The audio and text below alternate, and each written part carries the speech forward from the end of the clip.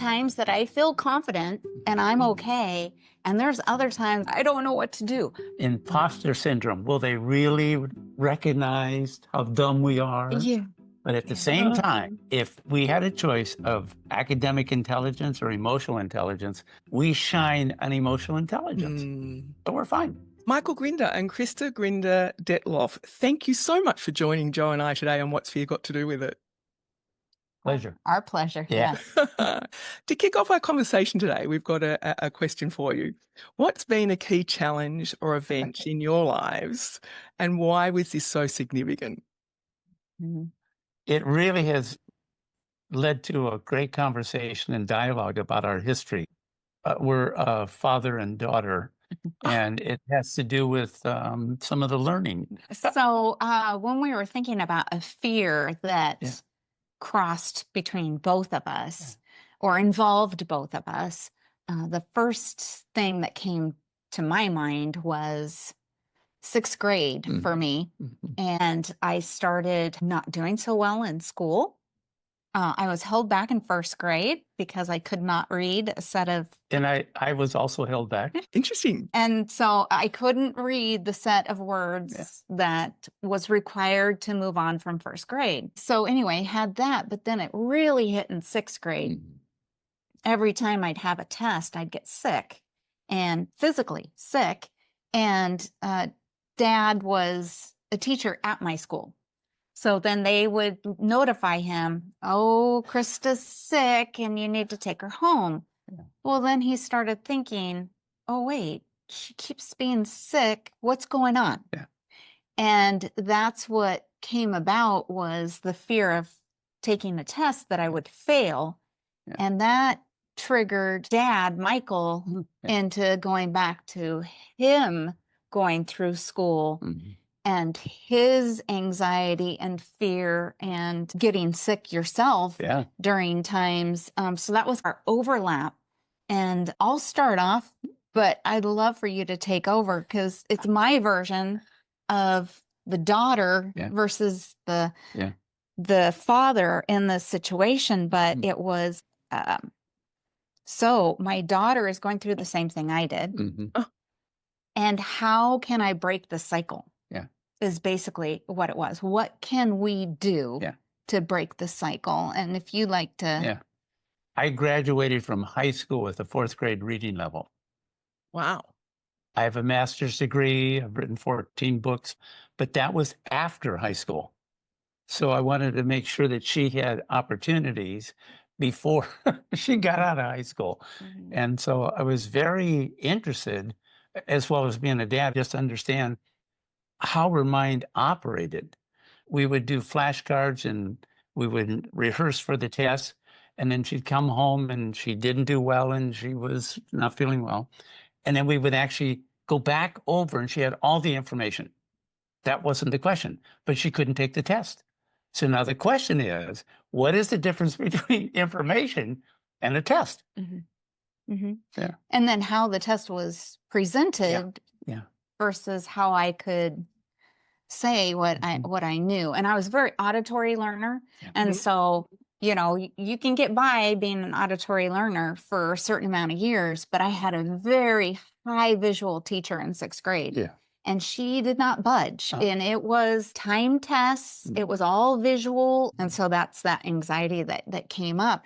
That's when Dad said, okay, well, if she's auditory and it's a visual test, and I know she has the answers, I got to tap into how do we store that information visually so when we get to the test that she can picture that and have the answer to it.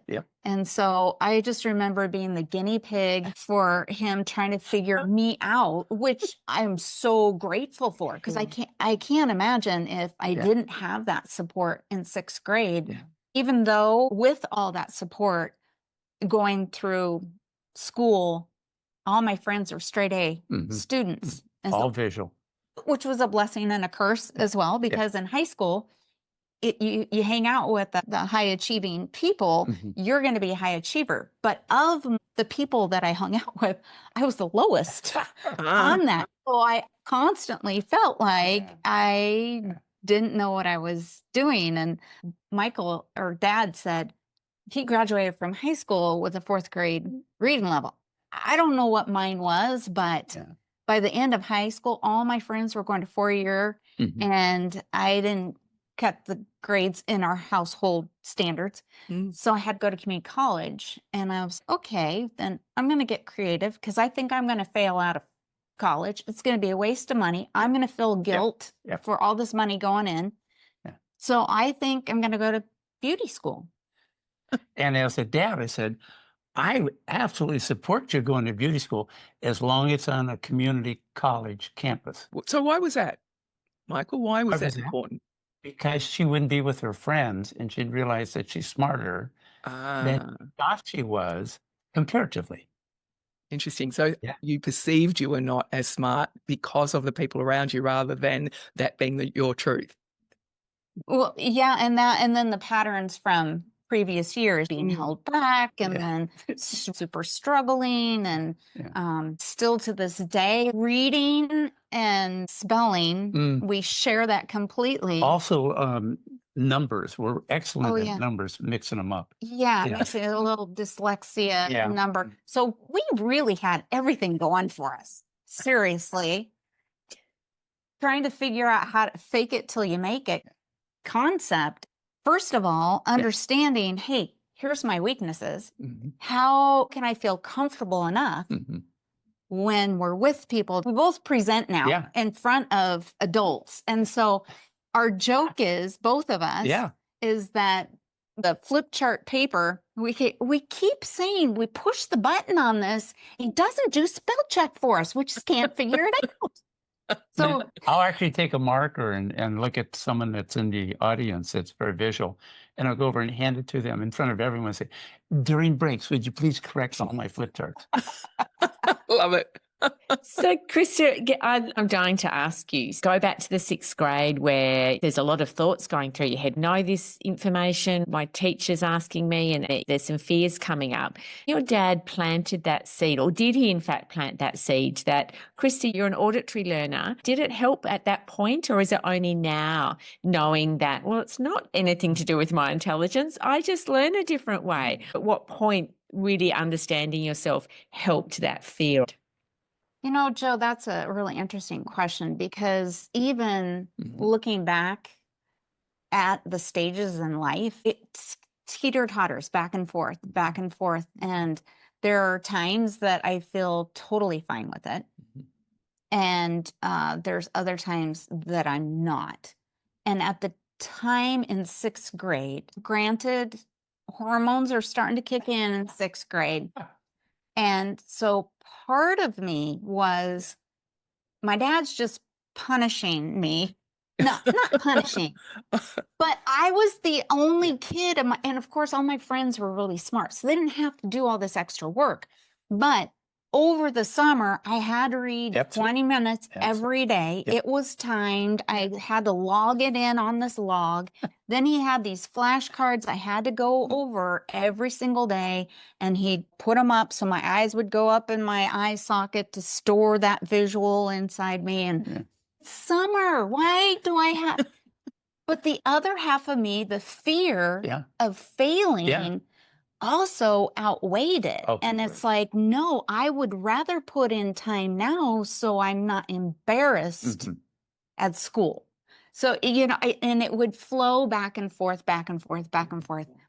Going through school, beauty school dropout, have a little story on that one. But like going back to school at college, I'm aware I'm an auditory learner. I'm also aware there's tools I can use to study differently for my test. And I full on know it's going to take me double to triple the time to study. Same. And wow, I know that today. I married a man who was like is highly capable, but going through school, he was always the head of his class. They didn't know what to do with him because they couldn't challenge him. And I'm marrying this guy, and he gets done with his work like lickety split. He does. I'm still trying to And then the other thing with it is that I have to triple check my work because I know I might be thinking a different way at any given moment. Does it make sense at the end? Big picture. Okay, let's go back to the details. Did I do all the details correct? And it's just funny. So with what your question was, In reflection. in reflection of it, is that I still sway back and forth. Yeah. There are times that I feel confident and I'm okay. And there's other times I don't know what to do. Imposter syndrome. Will they really recognize how dumb we are? Yeah. But at the same time, if we had a choice of academic intelligence or emotional intelligence, we shine on emotional intelligence. So we're fine. So then we can fake it till we make it, right? And well, it's also knowing who you are, isn't it? Yes, right. That's the gift out of all of this, was it was forcing you to deep dive into understanding how you operated and who you are in the world.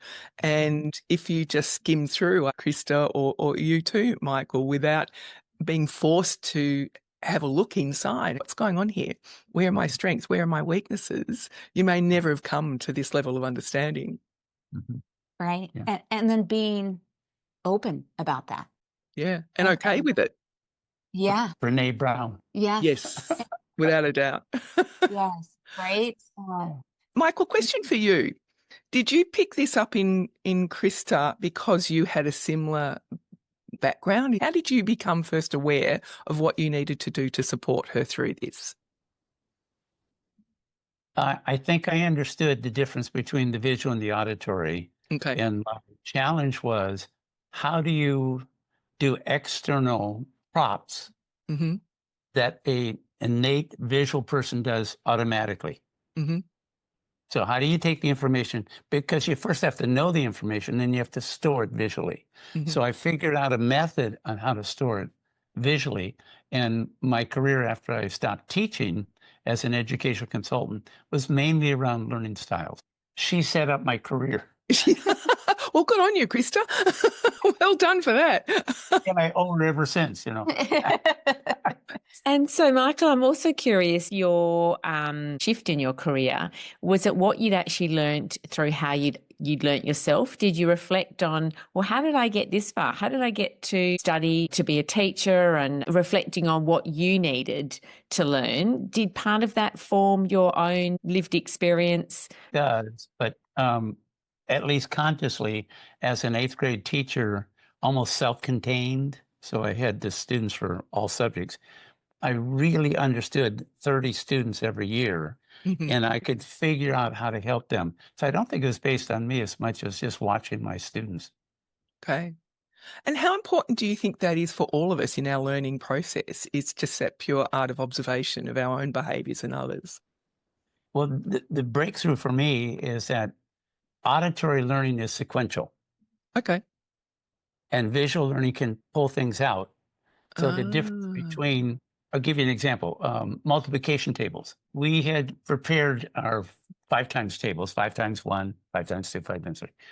And the test question was 5 times 4. An auditory oriented person would have to start with 5 times 1, 5 times 2. And so now you run out of time.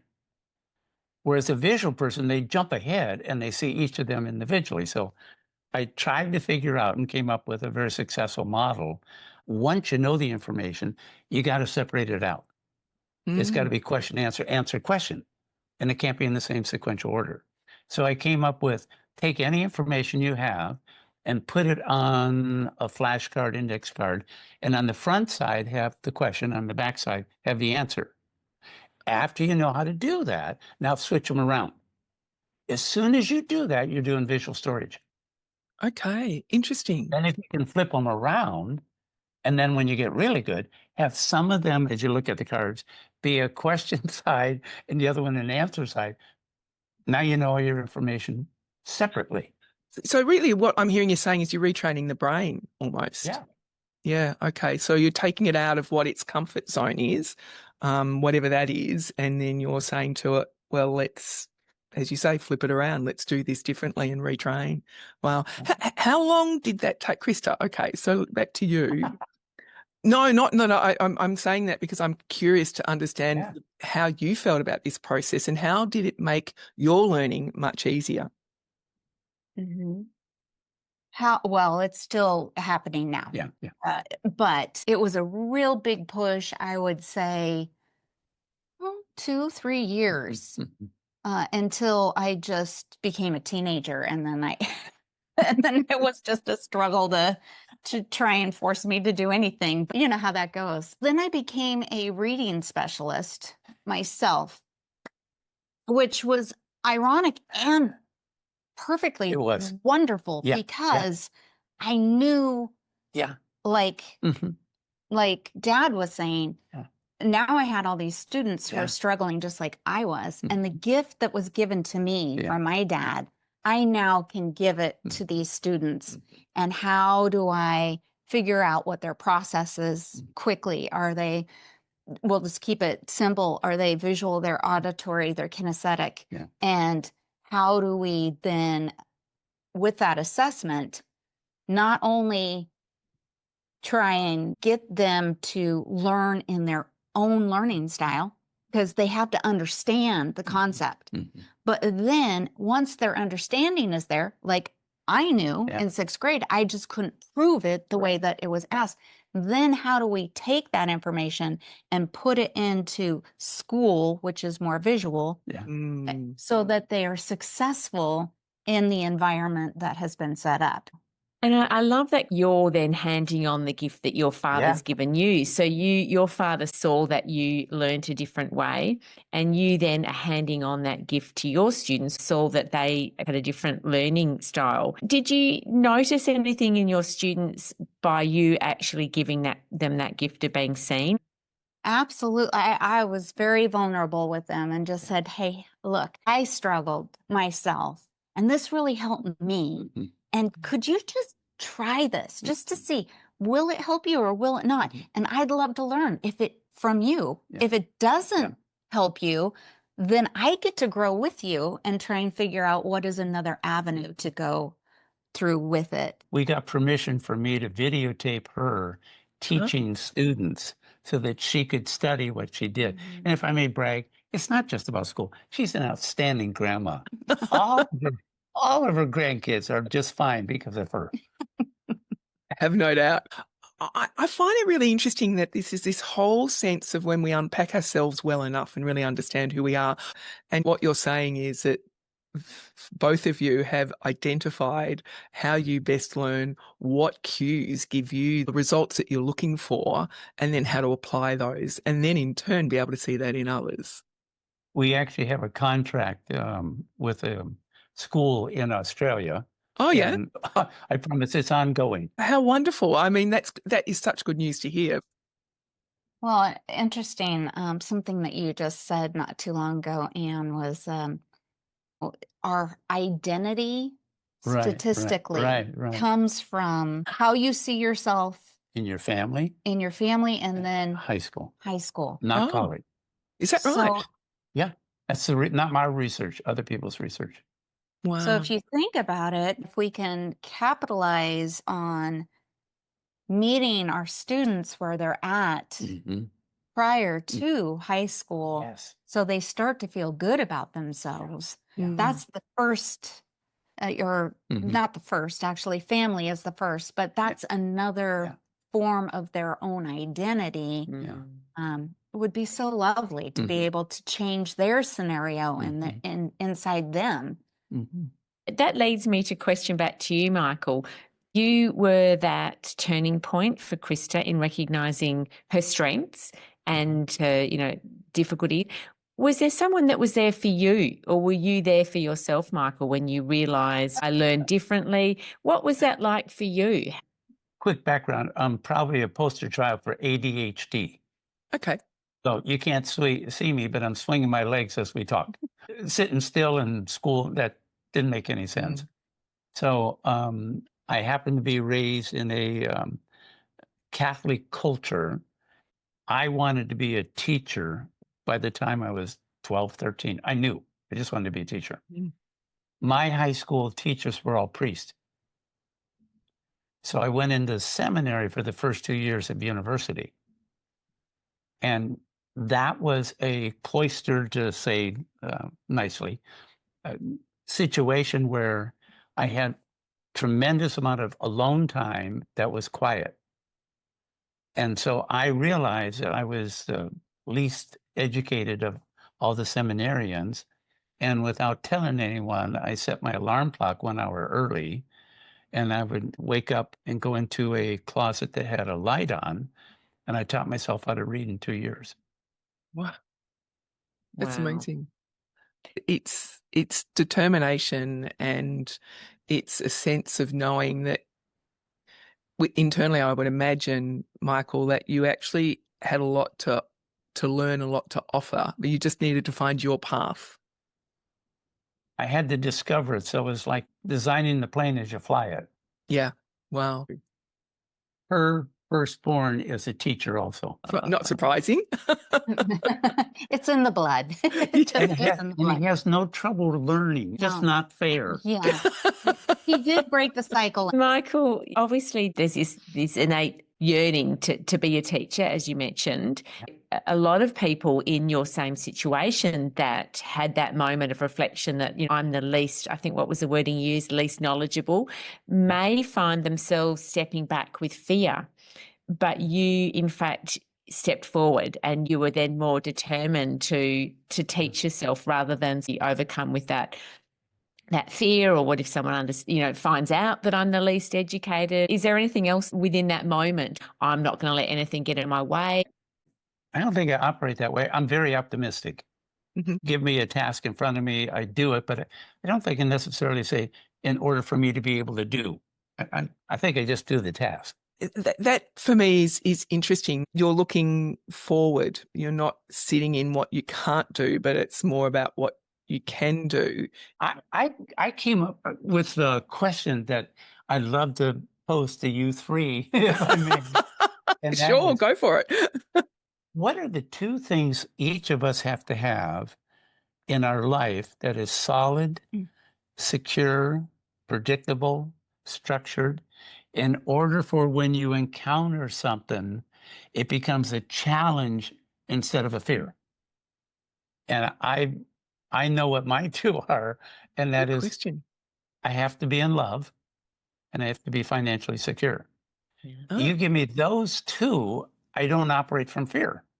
But if it's anything in those two, that's fear for me. So it's essentially when those core needs are met, relationship and financial Romance. safety. Romance. So for you, it's romance. Yeah. Okay. So when those core needs are met, you can come from a place of you feel safe and your brain therefore doesn't interpret anything else as a threat. But when those two core needs aren't being met, your brain then interprets everything as fear. Michael, is that what you're saying? And it's a single focus. It's almost like horse blinders, tunnel vision. Wow. Yeah. And so, Krista, do you know what yours are? What are your core needs to be able to operate? It's the same for me as well. But it's interesting to think about. I always say I can handle it if my professional is off, as long as my personal's still doing okay. Yep. And vice versa. I'm okay if my professional is going fine and my personal goes a little off. But once both of them are off, I'm at a loss. But that's too broad. So that's in the moment. If you're to dig deeper into exactly what is your core values that need to be met, have to be met for you to be in balance with yourself, it would be those two. I can overcome anything as long as those are in place. And I would even prioritize the love over the finance. I would too. If you had to pick those two. Yeah. Between those two. What I'm hearing you both talking about is you've really got very clear and identified what your key drivers are, what is going to make the difference for you to be able to continue to operate in a world where there's sometimes lots of fear and sometimes a lot of insecurities and not knowings and things that take us away from our center almost, and that you've identified what they are. Do you think that is the core to the way you've been able to continually operate well within the world we live in now? Well, I'd have to say, if we go to love, that you have to love yourself first to be able to love someone else. And even within that, you can break it down of what do you appreciate about yourself? Mhm. And that goes full circle to what we've been talking about, is identifying what are your strengths and weaknesses, and then giving yourself love for your weaknesses and saying, I'm doing the best I can with what I've got, and that's all I can do. But if we can't come to grips of love ourselves, the love that we have for someone else is not solid. It comes back to really loving yourself. And that goes, Joe was saying, throughout life. Struggle is always swinging, but then, okay, that's the intelligence, like Michael said, the emotional intelligence versus academic intelligence. And the emotional intelligence is that love. The academics could be off as long as I keep telling myself, I'm doing the best I can with what I've got. That's all I can ask of myself right now. And then there's times that, okay, I need to tell them, I don't know what this is. And other times, I'm not going to tell them until I have to tell them. And those are just those moments. You're honest with yourself, but when is it that you reveal something before it's needed to be revealed? And those are just in that moment to know when is that appropriate. We're great fans of Dr. John Gottman, who's the leading researcher on the sustainability of a marriage or a relationship, and just making sure that you stay within. Friendship is number one. Make sure you do your bids. Make sure you do your appreciations. Just really, really makes a difference for us. Can I invite you to read the poem? We've got to stick it in here somewhere because I just think it's so wonderful. Please. Yeah. Well, I have a little story that leads up to the poem. Yes. Yeah, And great. earlier I said, we'll get back to the beauty school dropout.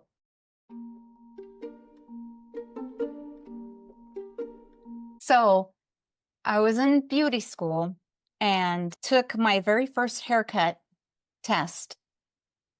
And it was a deja vu of failing school all over again, because the teacher said, I think you could have spent more and more time cutting the hair, but the hair would just keep getting shorter and shorter and not equal. I was trying to do a bob, and it kept going asymmetrical, and then I'd have to try and correct it.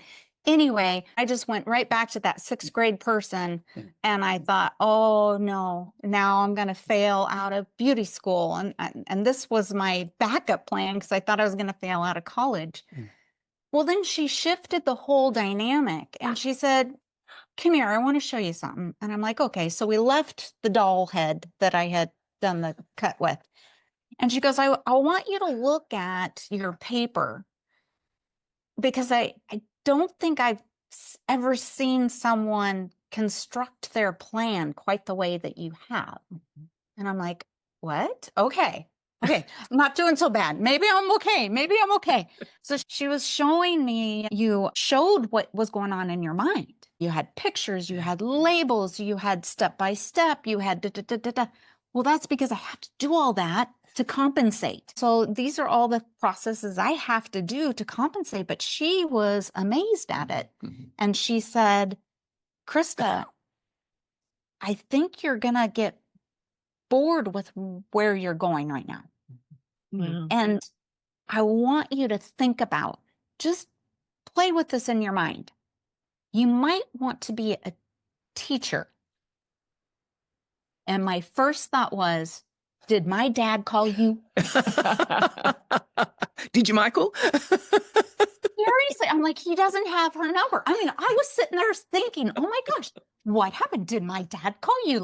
No, that's silly. But then what I now realize, and as a teacher, as a parent myself, as a grandparent now, is that we so often see something in someone else that they don't see in themselves. And then we say the words that you have such potential. And if you're somebody going through life and you hear that too many times, it dilutes it. And I don't know what that means. Especially as teachers, for these students who don't learn in the norm, but you know they're brilliant. You just can't tap into it, or they can't show it in the mannerism that school is. This beauty school teacher, she did something unique that is carrying with me to this day. When I see potential in someone else, I'm going to not say you have such potential. What I want to do is I want to plant the seed for them to know you are more than what you think you are. Because that was the seed she planted in me, is that I can see this is where you're going. I support you all the way in what you're going. But you might want to consider beyond that. And what would be beyond that? And I went home that day, called my parents and said, sorry, I'm dropping out of beauty school. And they're like, what? But I'm enrolling in college and I'm getting my teaching degree. And then it was like, okay. And so that whole concept of how do you build someone up without saying the same thing over and over again, like that potential. And I got this saying from a coworker when I started working, teaching and presenting my dad's work, because I believe in it so much. Being a presenter at a young age, I was in my 20s. And teachers looking at me like, you don't know what you're talking about. My coworker, I saw this for your birthday and I had to get it for you. And so the poem is, and the day came when the risk it took to remain a tight bud was more painful than the risk it took to blossom. And I'm not sure if I'm saying the author's... N-I-N is the last name. Yeah. Wow. But this saying then has been by my desk. And every time I start to feel a doubt, I'm like, no. It goes back to the beauty school teacher who said, I think there's more. There's more to it than this. You got to figure out what it is. Tap into it. Yeah, wow. It's a real point that is worthy of making, and that is that we contract rather than expand, don't we, often? And the world around us often wants us to contract because it's easier than expanding. Expanding means that we delve further than we have before, or we think we can. And Michael, I'm interested to know from you, what led you to knowing potential in people that allows them to unpack who they are? My expertise area is nonverbal communication. So my ability to watch someone non-judgmentally and understand at a very, very deep level what goes on and what their process is gives me permission to give them feedback that will allow them to see themselves differently than they do. Wow. So how do you do that? In a short sentence, Michael, but probably really... If you want to go on YouTube, type in my name and type in circles of humanness. Okay. And what it basically says is there's 5 circles when you interact with someone else. And that is, you initially pay attention to their appearances. And then that lasts about 20 seconds in your mind, but 20 minutes in terms of just watching them. And then you move on to their behaviors. And then if you're with them for a day or so, behaviors are the same as it was 20 minutes ago. So then you move on to their styles. Then if you live with them, it's their values and their core identity. So then to simplify communication, if you're interacting with someone else, the question you want to ask yourself is, what circle of mine do I want to share with the other person? And what circle of theirs do I want to engage with? If you match the same circles, usually the communication is quite successful. If it's a mismatch, it won't work. So in Australia, if you went into the store because you want to buy some petrol and someone wants to engage with you on a very deep level, you just want to get the petrol. So they're doing an inner circle and you're doing an outside circle. It's not going to work. I use that as an understanding for if you look at someone's appearance, for instance, if you would, Joe has a narrower face and you have a wider face, and so a wider face will be seen as approachable within the first 20 minutes, and the narrow face is seen as more credible in the Western world. So don't go to Asia. It won't work. Then if you look at the size of the lips and the eyes and eye opening, all of those are the stereotypes that people either reinforce approachable, credible, or it meshes it together and go, no, nothing there. So then you go on to behaviors. So each of them will have a set of criteria that will give you a tremendous insight into another human being in terms of who are they? And people love to be seen. And Michael, how did you move into this work? So obviously you had this calling to be a teacher and you worked in the area of auditory versus visual versus kinesthetic. What called you? What drew you into working in this area of nonverbal communication? Well, the family joke is my brother John is the co-founder of neurolinguistic programming. Okay. Since he had the verbal level all wrapped up, don't go there. What was left? So visual, auditory, kinesthetic would be the behavior level. Yeah. It's not any of the other ones. So I had to develop a methodology that I could pass on to other people and then certify them to represent me. So I had to not just do things through intuition. I had to actually stabilize it and make sure it's transferable. So there's certain things I still can do that I don't know how to transfer. But when I teach people, I try to teach them that which they're capable of doing themselves.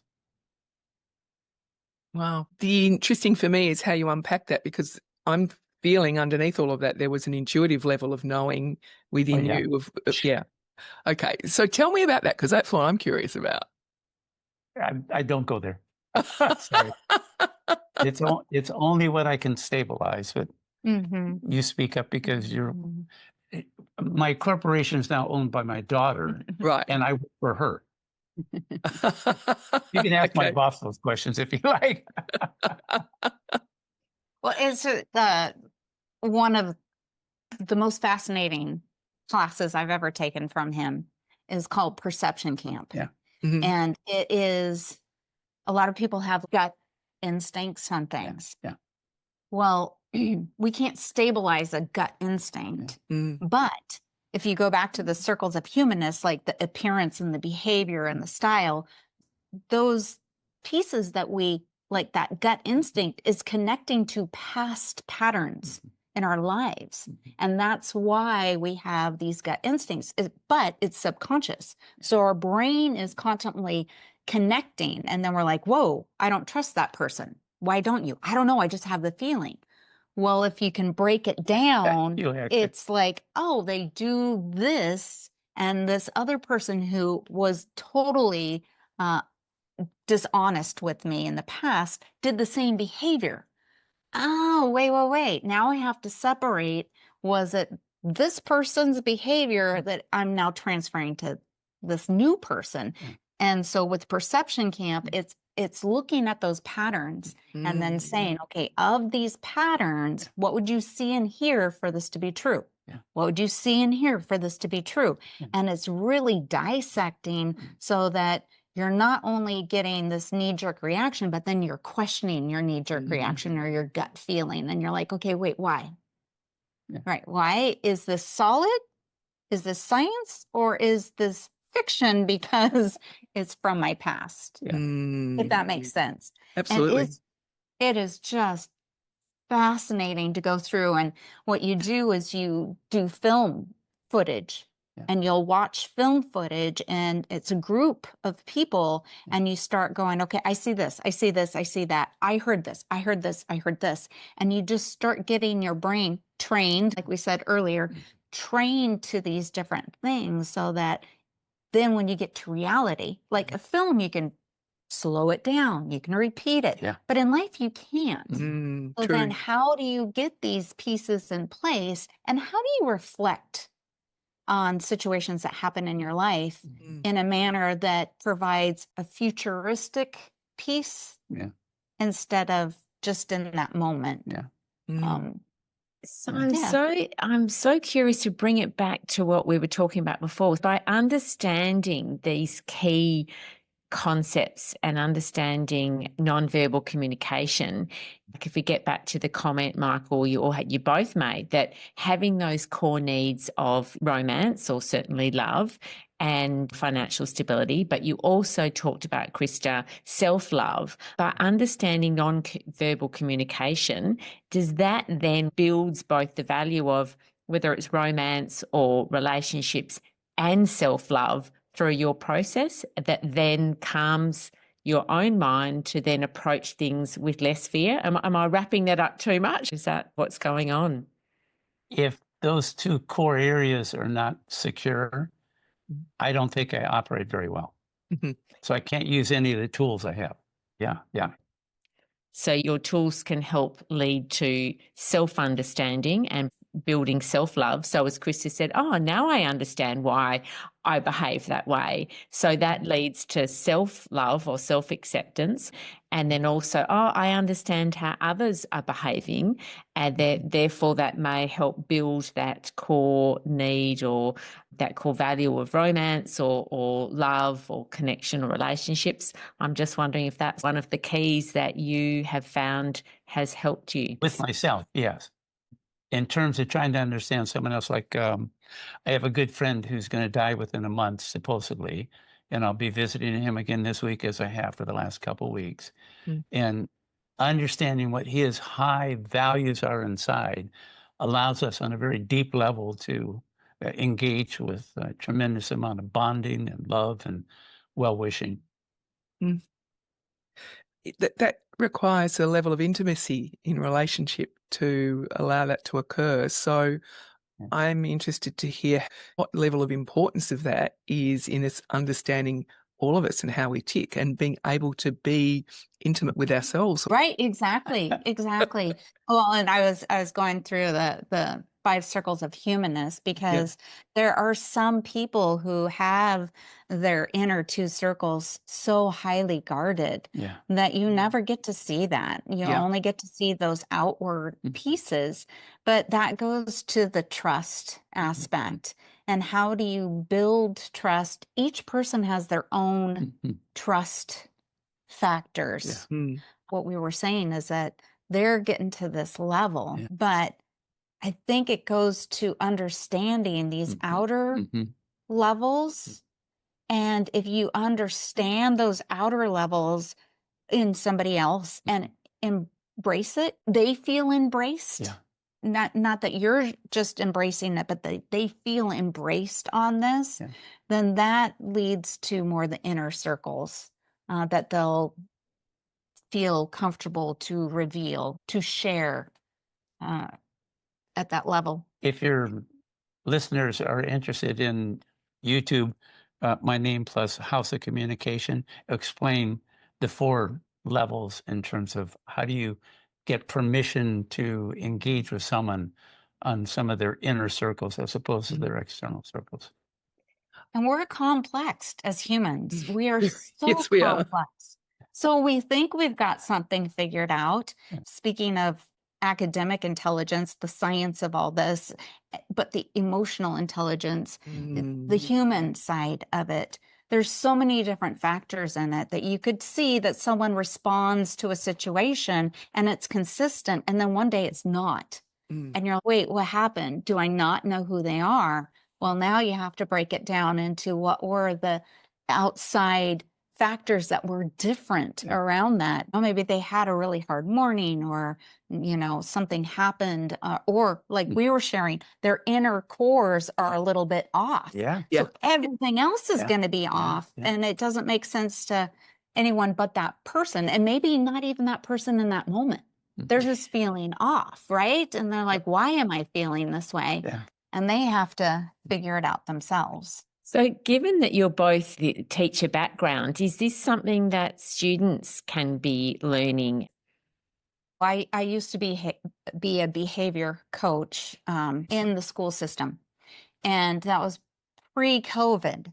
But then since the COVID effect has happened, and even though COVID is over, there's so many factors for our students and humans. They don't even have to be students, but adults as well, is that not only COVID being isolated and not having that human contact was so dominant at that time. It changed how we communicate. It changed how we view ourselves, how we view others. And that leads to social media. And this now just immediate gratification or dissatisfaction is just immediate now, that you can go on to TikTok or Facebook, any of the social media, and you see this imagery, and that's what I need to be, or that's what. But is that reality or in that moment fantasy? The other aspect is communication. We now communicate via words, written words instead of spoken words. So now we're thinking about nonverbals, and we go back to the nonverbals. Nonverbals, just like right now, we're doing a podcast, but we're looking at each other because we're gathering information based off of our nonverbals and how we're responding, our breathing. Breathing's the number one thing.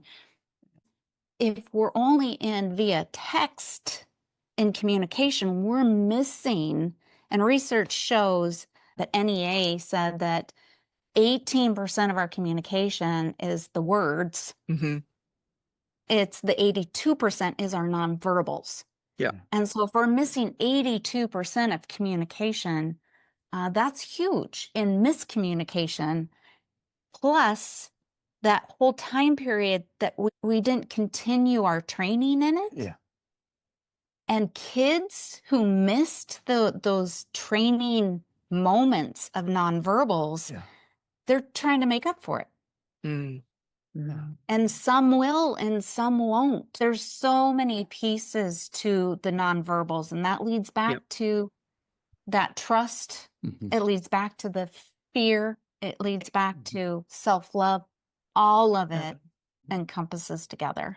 So I guess my question is to bring you back a little bit, Krista.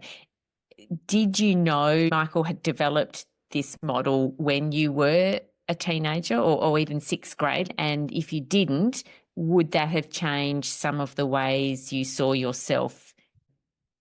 Well, I was raised in a very emotionally open family, and things were talked about. They were processed. Sometimes this is not the right moment. We'll wait for the right moment, but we're going to process through this because that's what we do as a family. We process through things. We'll have a family gathering in another 5 weeks of about 35 of the Grinders.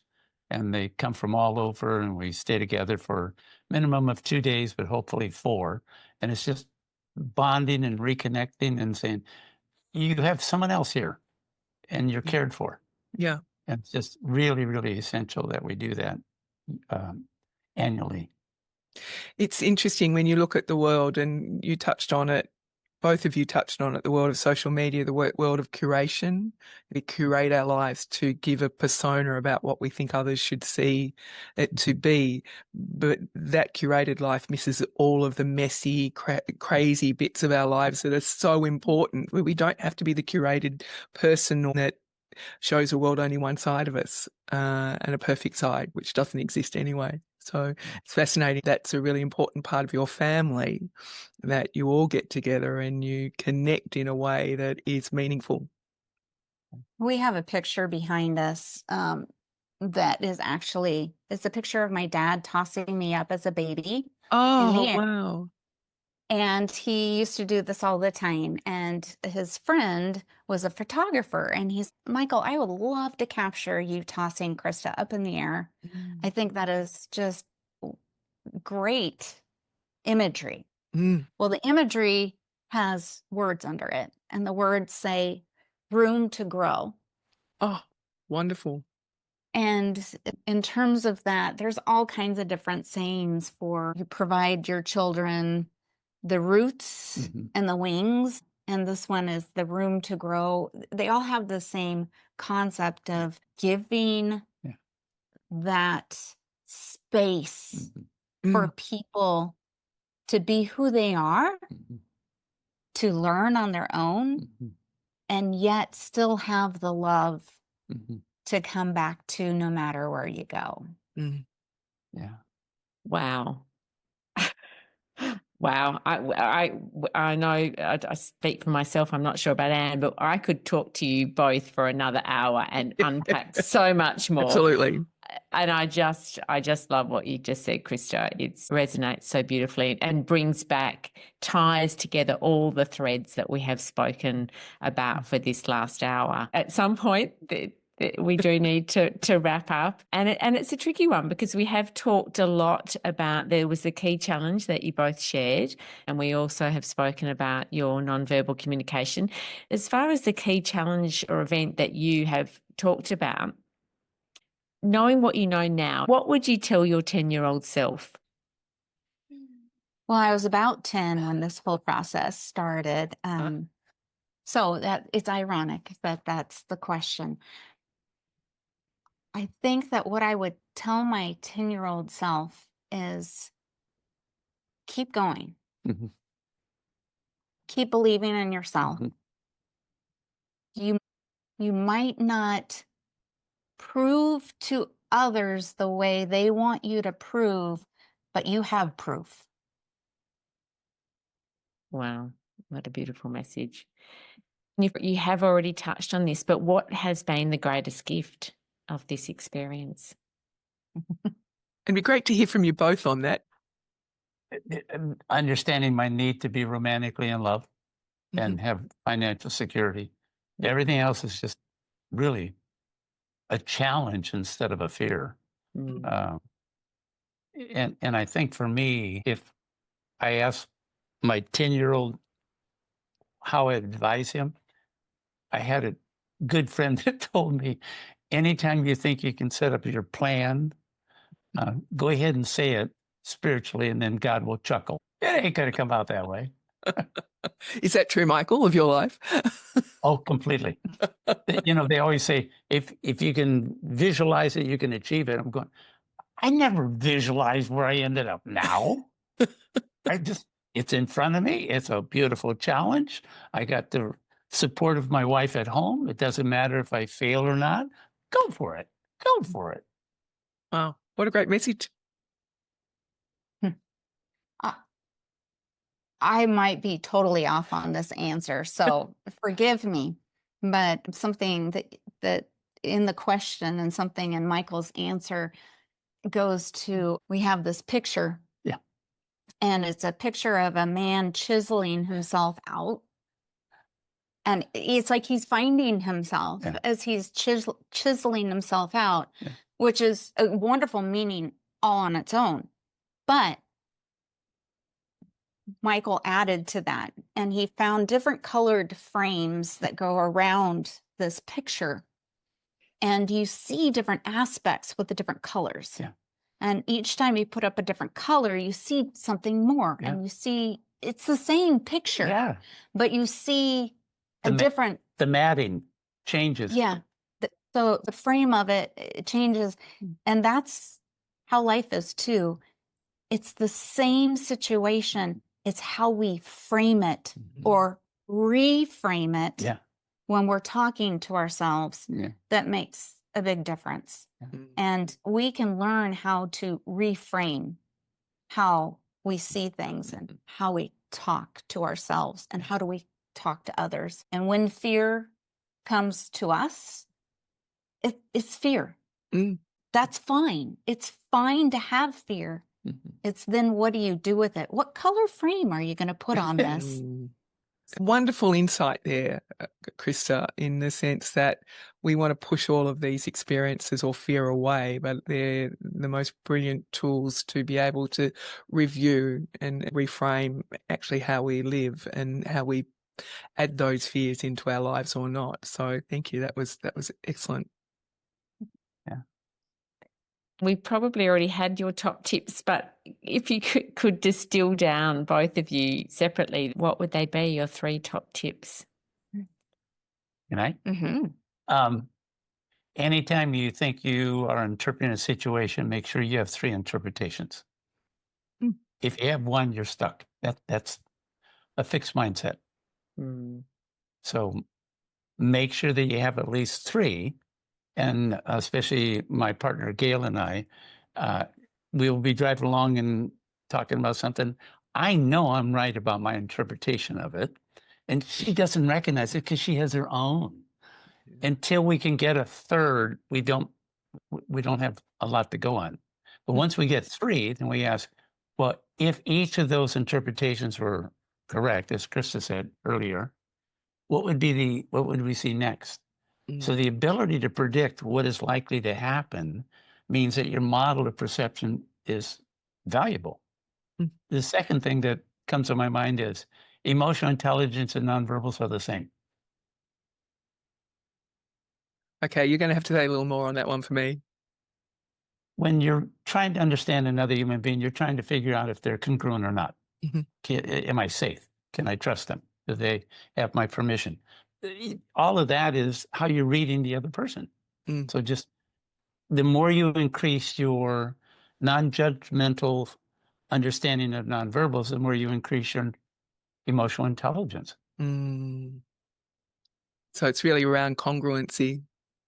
Well, that's what you're looking for, but you have to make sure that if you're interpreting too fast, you're back to just 1 instead of 3. Yeah. So growth mindset is just increasing the number of perceptual interpretations that could be true.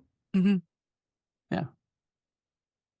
The last one that comes to my mind is if we pretend that we have a line and below the line is reality and above the line is the world of interpretation, as long as you keep those separate, you're fine. But when you start saying reality happened today and you ask the person, how do you know that? Because I felt it.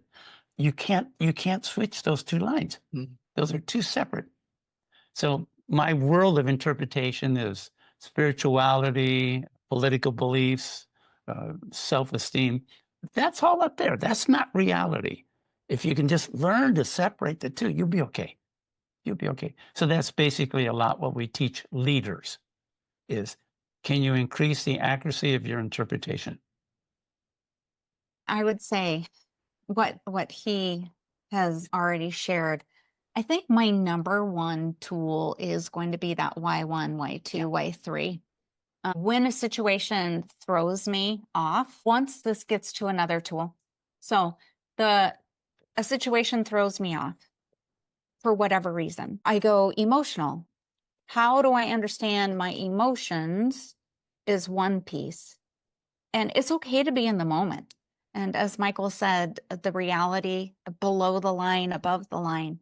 It's okay to say, hey, I'm going to create all my answers right now, and I'm going to be emotional about all those answers and get that out. Because being emotional is fine. Yeah. It's fine to be emotional, making sure that you're not hurting someone else as you're going through your emotions, and even prefacing it. Like for my husband, it's like, I had a really rotten day and I'm just going to emotionally vomit all over you right now. It has nothing to do with you.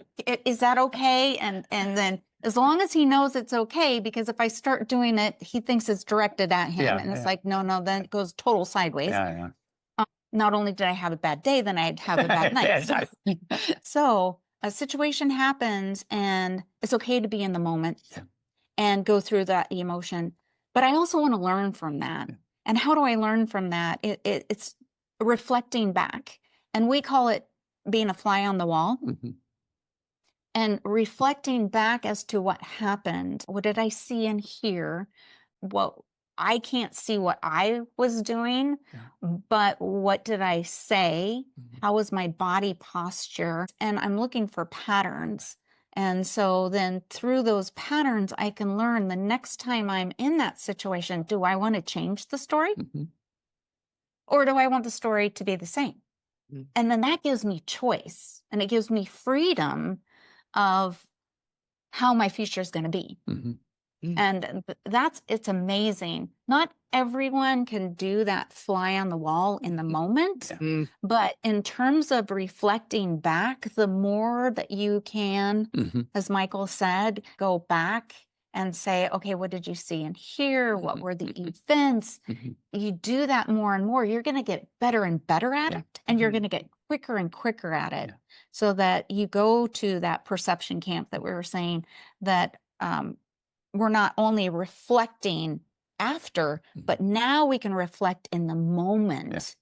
And in that moment, identifying, hey, do I want to be emotional right now? Or do I want to be the one trying to guide this to a goal or a solution or something different?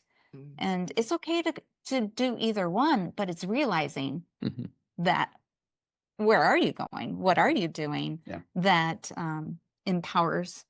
We're toying with the idea of setting up a online Zoom perception camp. That'll be interesting. We've done it in person in Australia, Germany, lots of places. But I think right now, I think it'd be really cool if we did it online. So it's something that Michael Grinder and Associates, the CEO here, well, you'll have to keep us posted on that, Krista and Michael. Yeah, let us know whether you do, because I think that would be fantastic. We think we're going to be coming to Australia April of 2026. So if you have any people that want to sponsor us, let us know. This has been wonderful. Thank you. For us too, can I say, it's really been delightful to get to know you and throwing a different light on the whole subject of fear and what it's got to do with life. Well, for Joe and I, we often feel that if we had more conversations around this, then we wouldn't want to push it away, and we could deal with it and therefore get to some of those levels that we need to within ourselves to be able to grow and to be able to have better conversations and better relationships. So thank you so much for sharing your wonderful expertise, your experiences in your life with us both today. Our pleasure, our complete pleasure. Thank you. Thank you so much. Okay, that's our episode for today of What's Fear Got to Do with It. Thanks so much for your company. We hope you found it insightful and it left you with some helpful tips from our guests and some great points for you to reflect on. Don't forget to subscribe to us on Substack or follow us on your favourite platform. Leave a review. We'd love to know your thoughts. Maybe you'd like to be a guest, or you know someone who you would like to hear their story. Reach out to us on Insta at whatsfear_podcast or email us at info@whatsfear.com. All the guests' show notes are below to find their tips. And until next time, from Joe and I, take care, stay curious, and keep the conversation going.